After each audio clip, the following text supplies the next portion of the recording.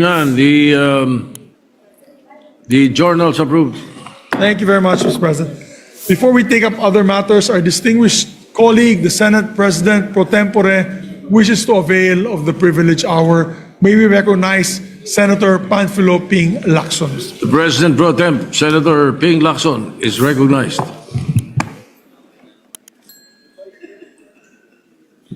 Thank you, Mr. President. Mr. President, distinguished Majority Leader, thank you for allowing me to have the floor on a matter of personal and collective privilege.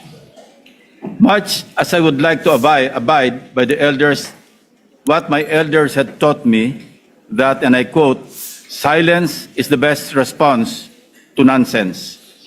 I'm constrained to take the floor to set the record straight and correct the prevarications spewed on this very floor by one of our colleagues, namely Senator Rodante Marcoleta. While in his two recent privilege speeches, he mostly referred to this representation as the BRC chairman, in my manifestation today, I will refer to him by his name. Like on many past occasions, I could have effortlessly dismissed Senator Marcoleta's statements as I refuse to dignify his ego-driven provocations.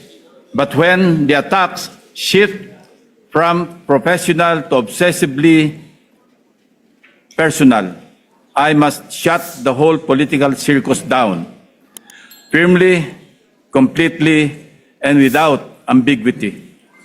Dahil gusto din lamang ni Senator Marcoleta na lagi siyang bida bilang dating chairman man ng BRC o sa usaping West Philippine Sea o anumang issue involving China o dili kaya ay sa usaping restitution na mag-asawang Diskaya, siya na nga ang tunay na bida sa aking magiging pahayag sa mga sandaling ito ngayong hapon. Memory is short, Mr. President. With that said, and with your indulgence, let me refresh our memory on the historical background of the animosities, or shall I say, why the gentleman from Tarlac and Pampanga, Senator Rodante Marcoleta, has become so obsessed with tagging and bad-mouthing this representation, as he has become obsessed with defending China in many fora, like in the confirmation hearing of 35 senior officers of the Armed Forces of the Philippines, but especially when he interpellated our distinguished colleague from the majority bloc, Senator Francis Kiko Pangilinan, when he sponsored and defended Senate Resolution number 37 last February 2. So obsessed that he had to resort to rigorous stalking of all my interviews and social media updates, nitpicking from every statement I uttered, and tricking this august chamber to cry foul, armed with nothing but his draining litany. Since Senator Marcoleta apparently knows every word I say in my media interviews and every move I make in this chamber, napilitan akong balikan ang napakaraming pagkakataon na ako ay naging paksa ng kanyang mga personal na atake. Perhaps, Mr. President, it started when this representation inquired about Senator Marcoleta's hilaw interpretation of Senate rules relative to his motion to dismiss in the impeachment case against Vice President Sara Duterte last year. Thus, on August 6, 2025, I manifested my inquiry regarding Senator Marcoleta's arguments calling for the dismissal of the impeachment case against Vice President Sara Duterte using Section 135 of the Senate rules. I highlighted that nowhere in our rules can we find a provision on a motion to dismiss, nor is there a suppletory application of the rules of court and other references like the Riddick's Manual, etc., to accommodate such a motion. I merely raised a parliamentary inquiry into how we can deal with the said motion to dismiss an impeachment case, given that we were then constituted as a legislative body in plenary session and not as an impeachment court. It was supposed to be a simple parliamentary inquiry from what I considered then and I quote, medyo hilaw na interpretation ng ating Honorable Marcoleta, unquote. Ewan ko, Mr. President, simula nang nasopla ko si Senator Marcoleta sa floor, ay tila nagtanim na siya ng poot sa kanyang dibdib.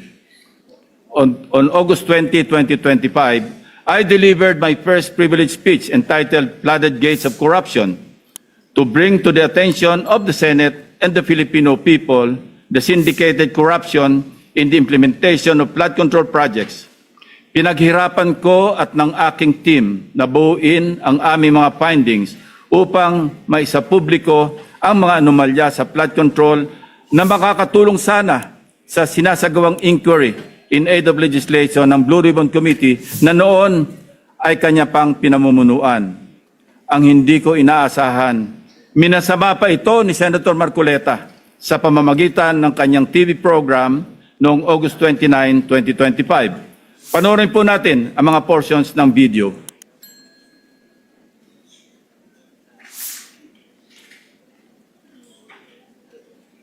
Ngayon, isang major committee yung Blue Ribbon, bawal na yung gagawa ka pa ng sarili mong pagpapahayag. Lalong-lalo na kung doon sa pagpapahayag mo, parang uulitin mo yung mga bagay na dapat sana doon na ihayag doon sa naunang pagtalakay. Para may sarili kang expose, may sarili kang person. Oo, Isang major committee. hindi dapat na ginawa pa yun. Kumbaga, kalabisan na yun. Sa tuntunin kasi, bawal na Lalo yun. na kung doon sa pagpapahayag mo, ay parang uulitin mo yung mga bagay na dapat sana ay doon na ihayag sa naunang pagtalakay. Hindi dapat ginawa pa yun. Kumbaga, kalabisan na yun. Sa tuntunin kasi, bawal na yun. Yan ang sinasabi ng isang taong nakasalamin sa hating gabi. Na yung nag-epal siguro. Yun ang pasikat, di ba? Yan ang sinabi niya, Mr. President. Mr. President, tulad ng kanyang motion to dismiss, nag-imbento na naman ng hilaw na rule si Senator Marcoleta. Kahit pagbali-baliktarin natin ang rules of the Senate, walang nagbabawal sa kahit sinong senador na magpahayag sa pamamagitan ng privilege speech kahit tinatalakay na sa komite ang paksa tulad ng flood control. May natapakan po ba akong ego sa aking privilege speech na naglahad sa kauna-unahang pagkakataon ng mga konkretong ghost at substandard flood control projects? May nasagasaan po ba akong pride sa pagpapangalan sa mga sangkot sa anomalya na sina Bryce Hernandez, Henry Alcantara at iba pang personalidad sa kauna-unahang pagkakataon? If yes, I refuse to apologize and feed on Senator Marcoleta's ego and pride. On September 9 last year, after the leadership change and subsequent reorganization of Senate committees, including the Blue Ribbon Committee with me as its chairman, hindi na lalo nakamove on si Senator Marcoleta. I was met with a barrage of undue criticisms by the former chairman, Senator Marcoleta. Much of it characterized by a profound lack of respect for both this representation and the Blue Ribbon Committee. During the 23 September 2025 public hearing of the Blue Ribbon Committee, Senator Marcoleta disrupted the proceedings when he raised what he called a prejudicial question on my impartiality as the chairman, following a media interview where I simply answered a question about which among the source persons, in my opinion, between his favorite Diskaya couple and Bryce Hernandez of the famed BGC Boys appeared more credible. Siguro, nakakalimutan na ni Senator Marcoleta ang cases assigned for reading nung nasa law school pa siya. The Supreme Court in the case of Berbari versus Honorable Pedro Concepcion, GR number 16189, February 26, 1920, the court explained that, and I quote, prejudicial question is understood in law to be that which must precede the criminal action, that which requires a decision before a final judgment is rendered in the principal action with which said question is closely connected. Not all previous questions are prejudicial, although all prejudicial questions are necessarily previous. Hindi ko na nga siya pinatulan sa issue na yon para hindi ma-disrupt ang pagdinig kahit mali-mali dahil sa pagsasalang-alang sa kanya bilang isang abogado na dapat ay alam niyang applicable lamang ang prejudicial question sa mga criminal cases. Well, dapat. He exposed his ignorance as a member of the bar, particularly on the revised rules on criminal procedure, even as he invoked the issue of impartiality at the top of his voice and out of order and decorum, continuously interrupting the chairman and everybody else, while shamelessly appearing to act as counsel for the Diskaya couple, without even disclosing before the committee members that one of his family members was an independent director of insurance companies that provided bonds for contractors owned by the 207 billion peso flood control contractors, Curly and Sara Diskaya. Being a non-lawyer, Mr. President, I hate lecturing a lawyer, no matter how low he ranks among his fellow members of the bar, if I may borrow the words of former senior Associate Justice, Supreme Court Associate Justice Antonio Carpio. Since he is now asking for it, I also thought, as lawmakers, we may as well be educated in this regard. So, let me state for the record the following. Under Rule 111, Prosecution of Civil Action, Section 7 of the Revised Rules on Criminal Procedure, the elements of a prejudicial question are A, the previously instituted civil action involved an issue similar or intimately related to the issue raised in the subsequent criminal action, and B, the resolution of such issue determines whether or not the criminal action may proceed. Kung may napansin ang mga manonood, ito ang naging asal ni Senator Marcoleta, which begged the question, why is Senator Marcoleta so protective of the Diskayas? This inquiry remains valid and grounded, and I can show you from the many, many occasions he stood for in support of the Diskayas. Let us watch.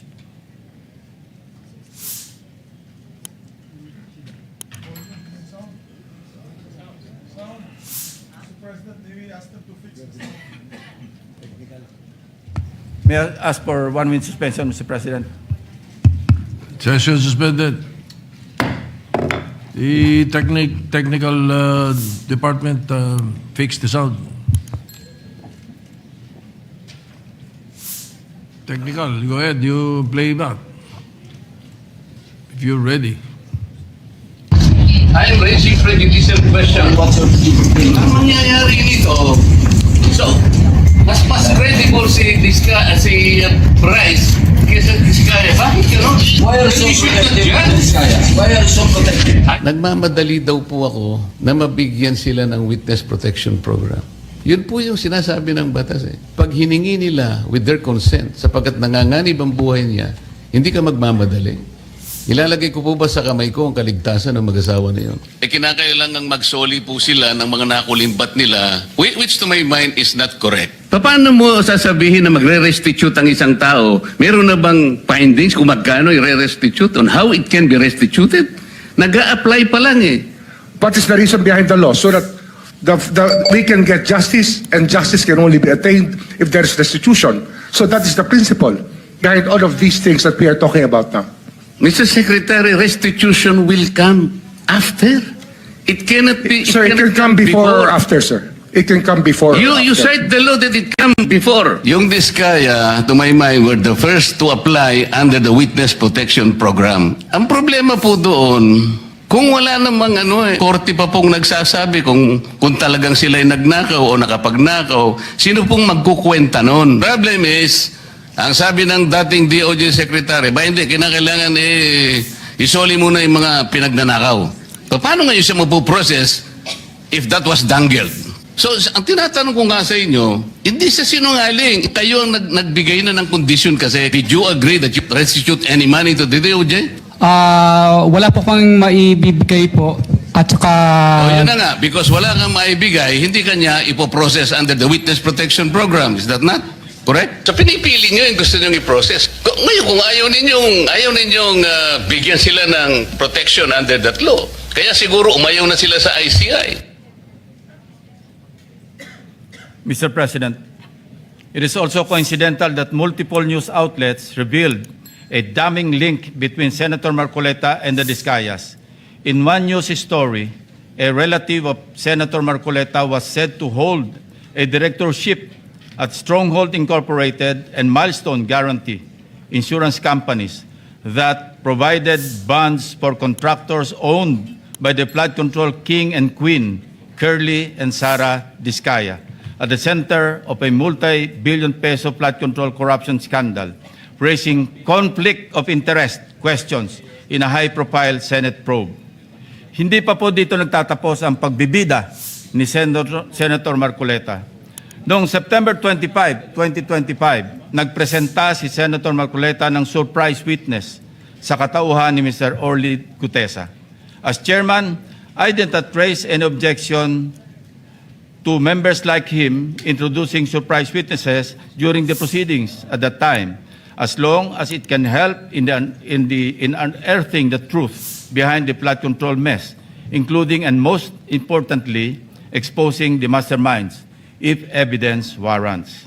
Gayunpaman, hindi pa man tapos ang araw, pumalag na sa media ang sinasabing nakapirma sa notary public na si Attorney Pechi Espera. Nakalaunan ay naging kasalanan ko pa din sa paningin ni Senator Marcoleta. Hindi po ang Senado ang nag-iimbestiga at nagbigay ng hatol na forged ang notaryo ni Gutesa. Mismong ang Branch 18 ng Regional Trial Court ng Manila ang nag-imbestiga. Independent yon sa Senado. Sa halip na tanggapin, galit pa sa resulta ng kaso dahil hindi naaayon sa gusto niyang kalalabasan ng imbestigasyon. Asal bida talaga. Ang matindi pa, nanakot pa na magsasampa ng kaso laban sa judge at abogado. Again, style bida. Pa-victim effect pa po masyado na parang bida sa pelikula. Mr. President, ang kwento pa, ako daw ang nagpapahiwatig na tinuturuan o kinocoach niya si Gutesa sa bahaging ito ng pagdinig. Mr. President, sa obserbasyon ng napakaraming nanonood, tila baga tinuturuan niya kung anong pahina. Page 20 nga daw ang basahin. Sa kamalasan niya, nagkataon na putol pala ang kopya ng affidavit ni Gutesa. Kung todo, tinayuan pa niya para ibigay ang kanyang kopya na parang bida sa eksena. Nakakalimutan yata ni Senator Marcoleta na naka-live TV coverage ang pagdinig, kaya walang pakundangan at walang kahihiyan sa inasal niya. Kaya nga kitang-kita, pati si Henry Alcantara tawang-tawa. Nakalimot din sandali na hindi pa siya state witness nung nag-testify si Gutesa. Let us watch the actual video dahil baka sabihin na naman niya nag-splice kami ng video. Let's Ang watch. nasabing basura, ito, Merong napuputol sa binabasa mo eh. Huwag kang magmadali. Huwag kang magmadali. naputol na, Ulitin mo yung paragraph 20. wala na akong, hindi ko makita na putol na siya.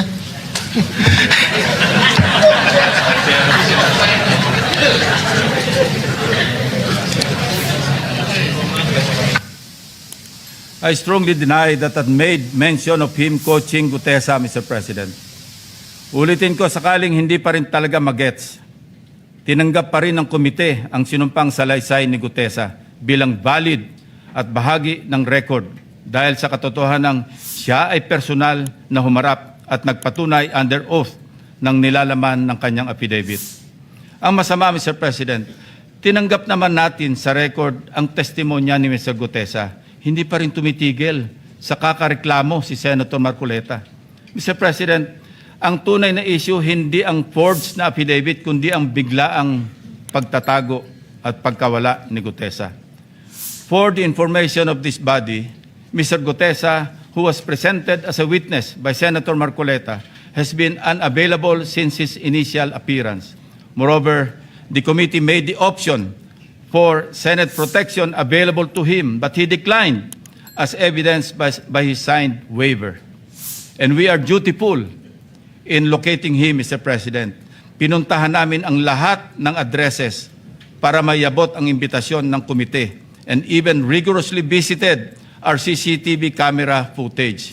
Again, displaying his obsessiveness for the nth time, Senator Marcoleta even lambasted me by implying that I was surveilling his office. Galit na galit. Samantalang nais lamang nating matukoy kung sakaling may kasama si Mr. Gutesa nang dumating sa Senado upang sa gayon ay magkaroon tayo ng lead kung paano siya muling maimbita sa susunod na pagdinig.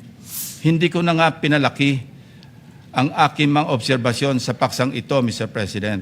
Sa halip, sinubukan pa rin naming hingin ang kanyang tulong sa paghahanap kay Sergeant Gutesa. Again, Senator Marcoleta in his TV show ranted against me. Let's watch. Tatanungin ko siya, bakit mo kinor sa akin to? Iniinsulto mo ba ako? Parang insulto naman sa akin yun. Ba't mo ikokor sa akin? Sino ka ba? I dare ask, Mr. President, if a committee member brings a witness bearing such damaging allegations, does the burden of transparency not follow? Is it not just proper to cooperate with the committee regarding his whereabouts? Why then does Senator Marcoleta find my position so offensive? On many occasions, Senator Marcoleta made statements that undermined the authority and collective integrity of the committee. Mukhang aabutin tayo hanggang bukas kung iisa-isahin ko pa lahat ang katakot-takot na pag-alipusta ni Senator Marcoleta sa komite na kinabibilangan din naman niya. He continued the same litany in his speech yesterday, Mr. President. Let me count and rebut it once and for all. 1. On the release of the minority report. Tahasang pinagmamalaki ni Senator Marcoleta ang minority report for the lack of better term, he said, sa kanyang nilabas noong December 10, 2025, na siya ring naging paksa ng kanyang litanya kahapon. For his information, I wish to underscore a part of Section 22 of the Senate Rules shown on the screen, which states that, and I quote, concurring and dissenting reports may likewise be made by the members who do not sign the majority report within 72 hours from the approval of the report. Napakalinaw naman po, Mr. President. Concurring and dissenting reports may be made 72 hours after the committee report has been approved by the majority vote of all its members. Siya na nga itong gawa ng mga bagay na wala naman sa alituntunin ng Senado. Pagkatapos, ako ang pagbibintangan niya na epal. He even had the audacity to declare, and I quote his speech, a submission anchored on the same hearings, 3 of which he actually presided, the same resource persons, and the same affidavits. Masasabi ba niyang pangbasura lang din ang lahat ng yun?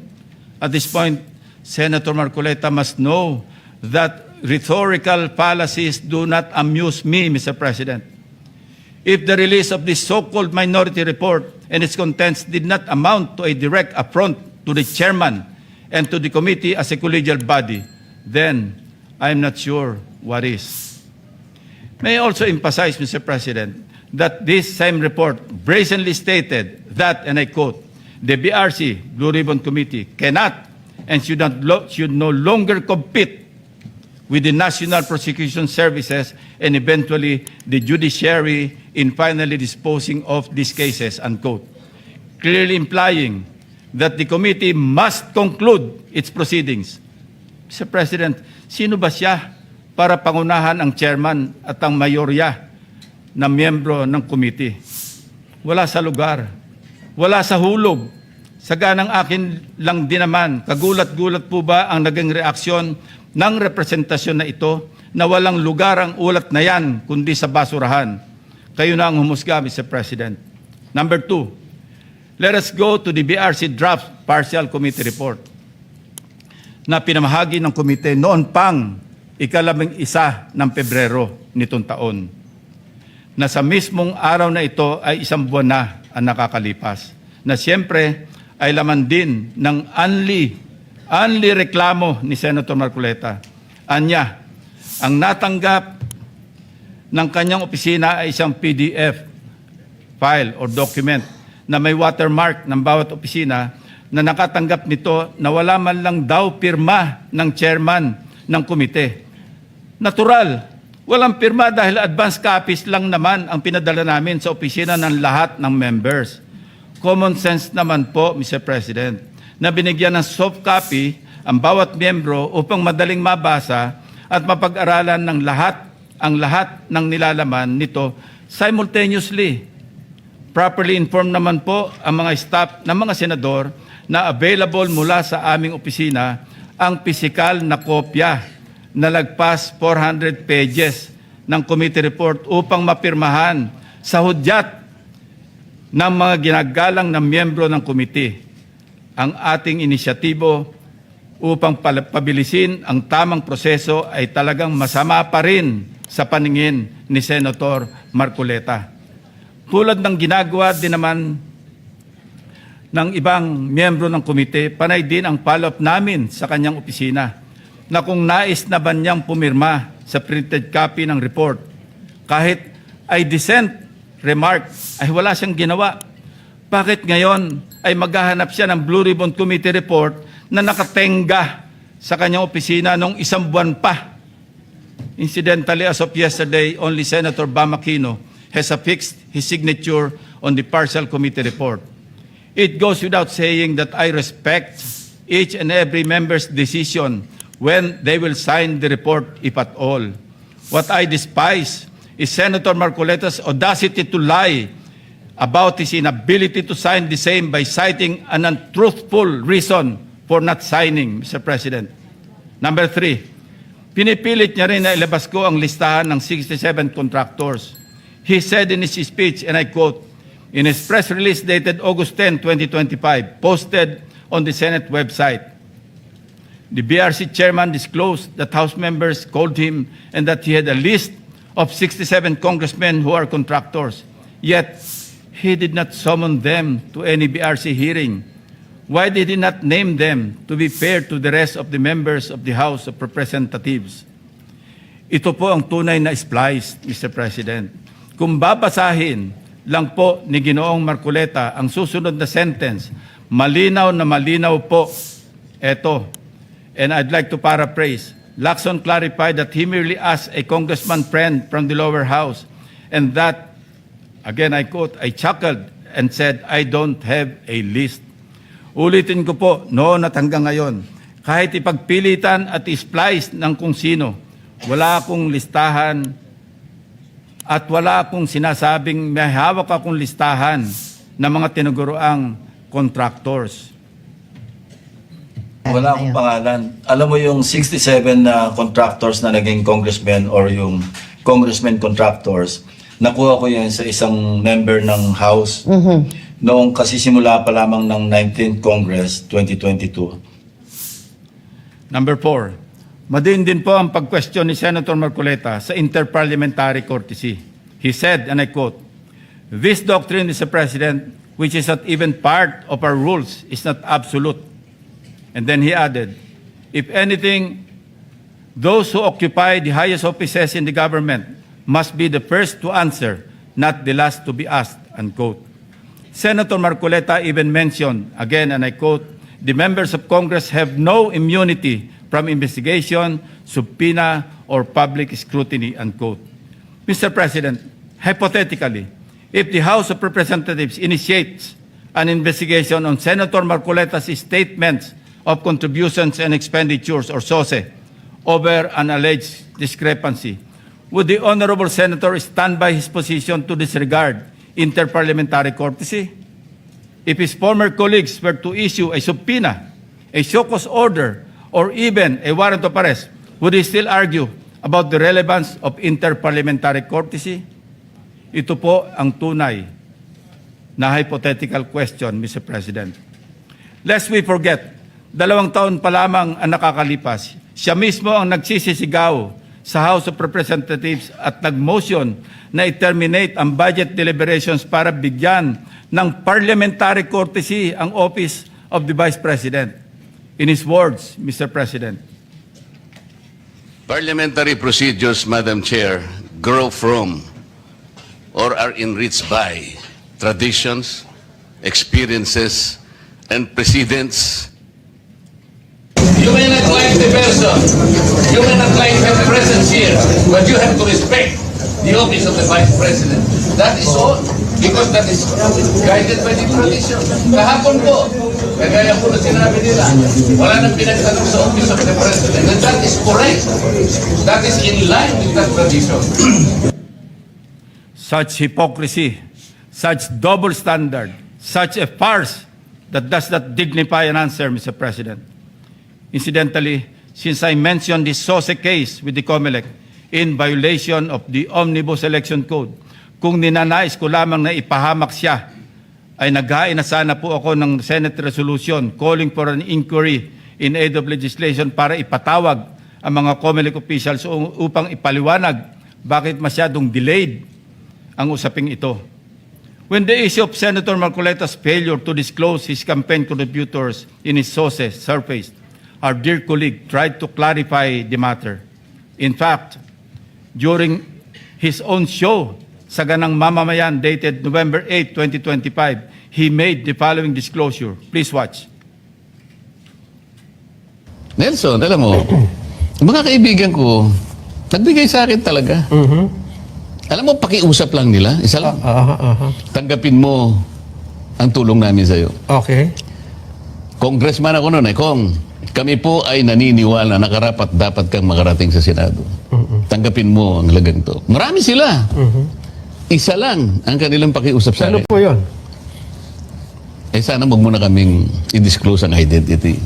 Ngayon, kapag ka naglagay ako ng figure sa contribution, mapipilitan akong mag-disclose ng pangalan nila. Alam mo kung bakit? Merong kaakibat na kung tawagin ay deed of acceptance of donation. Paano yun kako? Contribution to eh.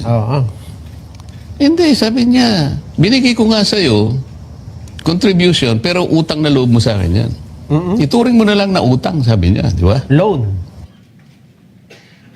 But when he was issued a show cause order by the COMELEC, he tried to backtrack on his arguments by saying that he received those contributions when he was not yet a candidate, as defined by the decision of the Supreme Court. I guess Senator Marcoleta and his legal team thought they were being smart by being technical about when these contributions were made. Pero nakakatawa, Mr. President, wala nang mas lilinaw pa sa sariling pag-amin ni Senator Marcoleta. Tumanggap siya ng pera para magkaroon siya ng utang na loob sa mga taong yon. Isang maliwanag na admission against interest, ang sabi nga ng mga abogado. Bilang isang abogado, dapat alam ni Senator Marcoleta na dahil dito ay shoot siya sa balde sa kasong indirect bribery under Article 211 ng Revised Penal Code dahil member siya ng House of Representatives ng panahon na yon. Maliwanag sa batas na krimen sa mga public officials na tumanggap ng pera o gift by reason of their office kahit walang pangako na particular act or omission sa nagbigay ng pera. Bakit nga ba hanggang ngayon ay hindi pa rin nilalabas ng COMELEC ang resolution ng SOSE case ni Senator Marcoleta? Number 4, as for Mr. Saldico, let me state this plainly.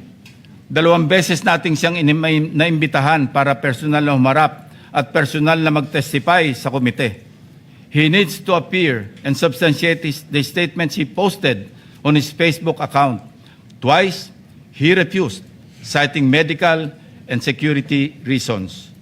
Dahil sa bigat at seryosong aligasyon kanyang binitiwan, hindi maaaring pahintulutan ng komiting ito na manatiling nakabitin ang mga akusasyon na hindi siya humaharap at nanunumpa sa harap ng kapulungang ito. Sa katunayan, ako pa mismo ang nagmungkahi sa ating chat group na payagan siya magtestigo sa mula sa Philippine Embassy kung saan man siya naroroon. Gayunpaman, pinarating ni Senator Ronald Bato de la Rosa mismo ang kanyang apprehension sa suhestyong ito sa pamamagitan ng kanyang text message. Nais ko rin bigyan diin, Ginoong Pangulo, nang diskusyong yon ay nangyari bago pa man ilabas sa social media ni Saldico ang kanyang mga aligasyon. Panghuli, tungkol sa isyu ng apostille. Ang isang apostille affidavit ay hindi kailanman maaaring maging alternatibo sa personal appearance. Hindi ito mapapalitan ng direct testimony at lalong hindi dito mapapalitan ang tungkulin ng isang saksi na harapin ang komite, sagutin ang mga katanungan at sumailalim sa masusing pagsusuri. Kung handa si Saldico na magbitiw ng mga seryosong akusasyon sa publiko, dapat ay handa rin siyang humarap sa atin at panindigan ang mga alegasyong iyon sa ilalim ng sumpa. Ikalima, sa kanyang akusasyon sa representasyon ito kaugnay ni Congressman or former Speaker Martin Romualdez. Kung binasa lamang po ni Senator Marcoleta ang partial committee report, makikita po niya na nakapaloob na doon ang lahat ng nais niyang ipahayag. Kung hindi man higit pa, rekomendasyon para sa fact-finding investigation, AMLAC bank inquiry and filing of freeze order petitions are for future. Kung napakarami pa niyang gustong ipaglaban at paimbestigahan, bakit siya rin ang nagsabi sa kanyang minority report na dapat tapusin na ang pagdinig? Kung sa bagay, kung mayroong isang bagay na consistent si Senator Marcoleta, ito ay ang pagiging inconsistent sa kanyang mga pinagsasasabi. As to the other witnesses allegedly not invited by the committee, it bears stressing that the committee has not terminated its hearings, contrary to the suggestion in the so-called minority report.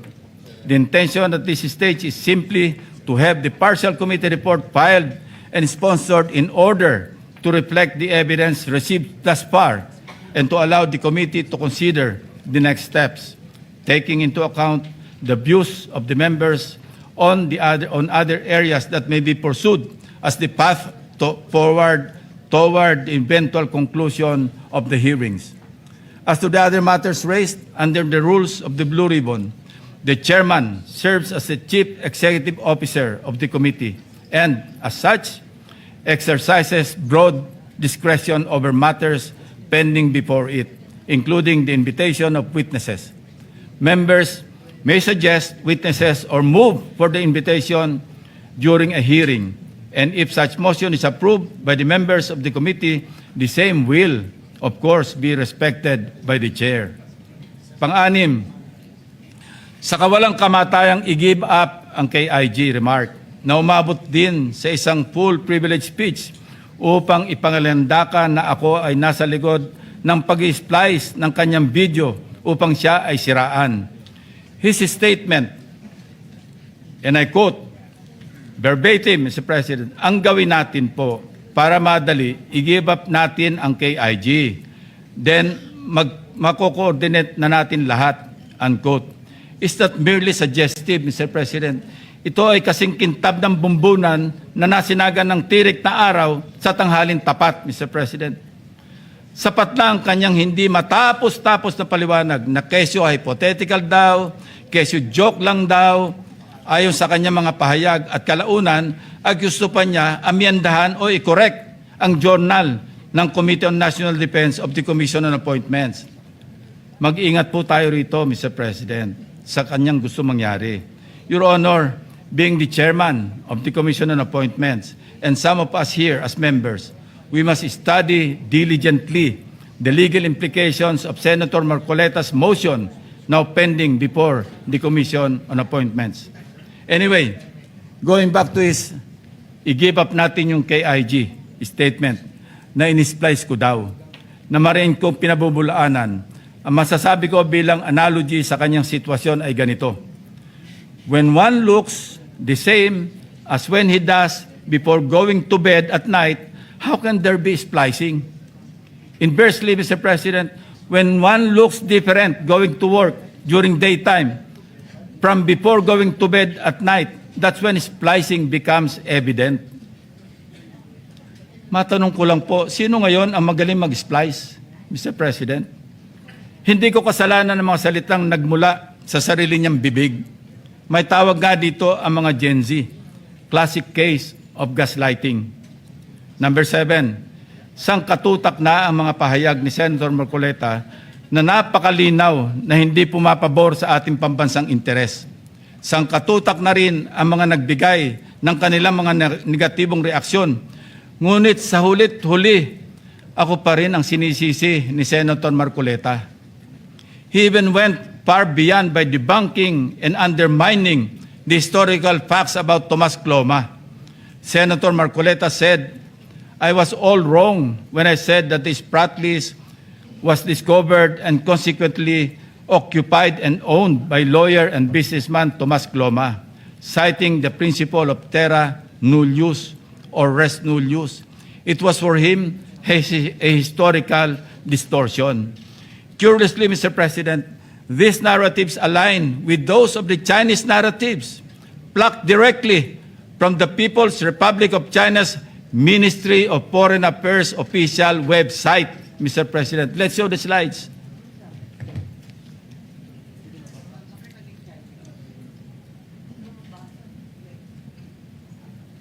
Ayan po, kita-kita natin kung anong sinabi ng website ng Ministry of Foreign Affairs ng People's Republic of China, yan din ang kanya sinasabi.